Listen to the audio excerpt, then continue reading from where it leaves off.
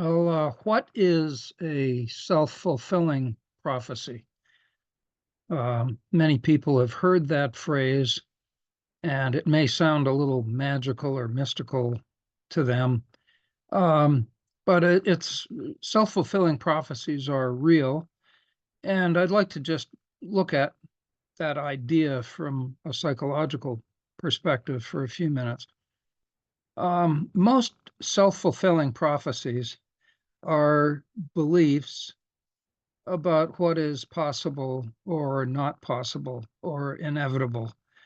And the very belief uh, makes one or the other of those things, that it's possible or not possible or inevitable, more likely.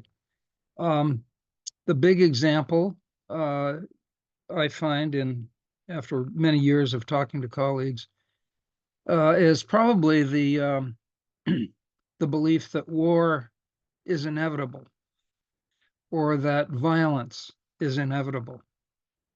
And that belief makes war more likely, or at least clears certain barriers to it. And similarly with violence, if we believe that violence is bound to happen, then there's very little incentive to look for ways out of these social scripts that we have that lead us into violence. Um, the idea of a self-fulfilling prophecy then is that it's a belief or a statement about a belief where the statement itself helps it to become true or makes it more likely to become true. It's one of the ways in which humans shape the world that they live in through what they believe can or cannot happen. Um, with respect to the war is inevitable belief, I've heard that from many colleagues, many highly educated people. Um, and of course, they've grown up with a history that they understand is full of wars. And it always seems that you just wait a few years and another war seems to break out. But there is no actual proof that war is inevitable, not in logic, not in mathematics. There's no proof that war is inevitable. On the other hand, there are many, many, many demonstrations that wars have been prevented, wars have been lessened in violence, that conflicts can be resolved peacefully. And so, if you're looking for the side of that question to explore further, there seem to be some rich possibilities in the idea that war is not inevitable. There may be things that we can do to prevent or stop wars entirely. We don't know yet. We haven't lived that much history yet. Um, the the idea of these beliefs helping to shape whether they happen or not, whether they come true or not, is closely related to the notions of pessimism and optimism. Um, it's a pessimist who would believe that violence is inevitable.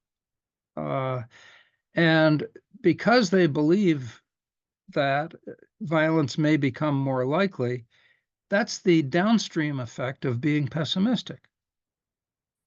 Being pessimistic or cynical encourages the world around you to become what cynicism or pessimism would believe the world to be.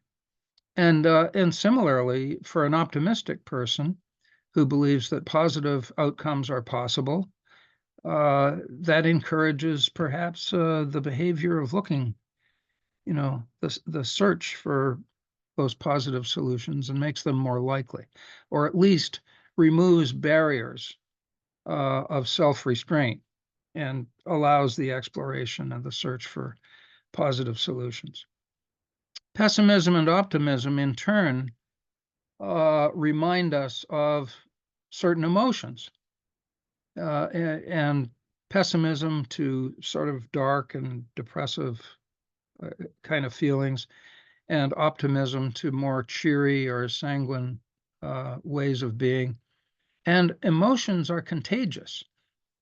The people around us tend to pick up and reciprocate and copy those emotions.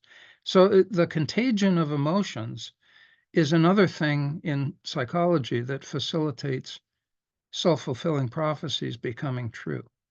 They turn up the volume on the belief mechanism and add an emotional mechanism to it. So there's nothing mystical or magical about self-fulfilling prophecies. They are an integral part of who we are as people. We have built into us a certain role for belief, and particularly belief in what is possible and what is not possible. The power of self-fulfilling prophecies is that when we put those beliefs into words, we tend to make them come true. I'll have more to say soon.